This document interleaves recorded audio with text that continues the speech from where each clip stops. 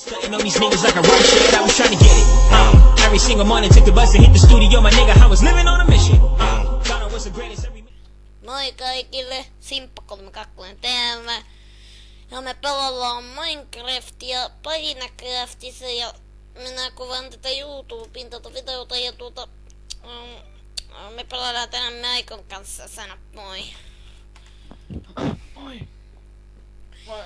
Hän on uusi tulo, kuten te alkuintrosta näitte, niin tämä on uusi kanava ja kiitos Piper 800 tekijälle introsta.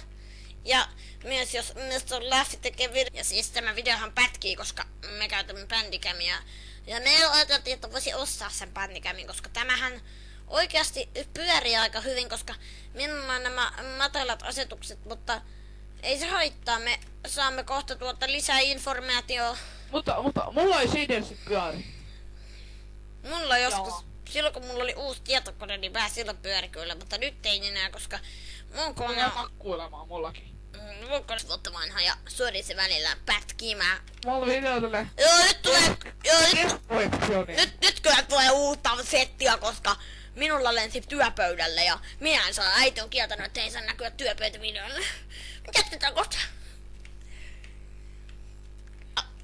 No niin, siis mä sitä vaan, että mä editoin nää vielä tuolla Movie Makerilla, koska se oli valmiiksi tässä tietokoneella ja sitä nyt asentaa ja se ei vie tilaa. Minulla on tommoset 303, niin tilaa on tossa hard drivellä.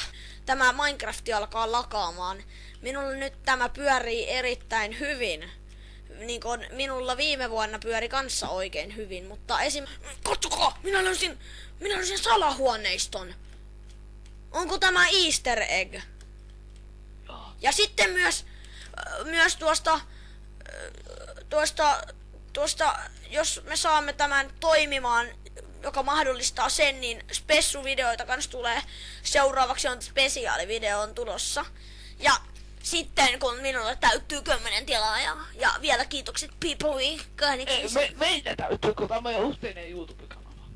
Niin. Microphone nimellä. Ja minä myös asensin tähän tämän zoomausnappulan, että tämä siis tuo FPS ja minulla nyt on vähän asetukset huonosti, mutta minä säädän ne ensi videoon, joten minulla on tämä kuvausohjelma lukittanut FPS:n 20. Minä en edes tiedä, että miksi, mutta minä säädän ensi videoon.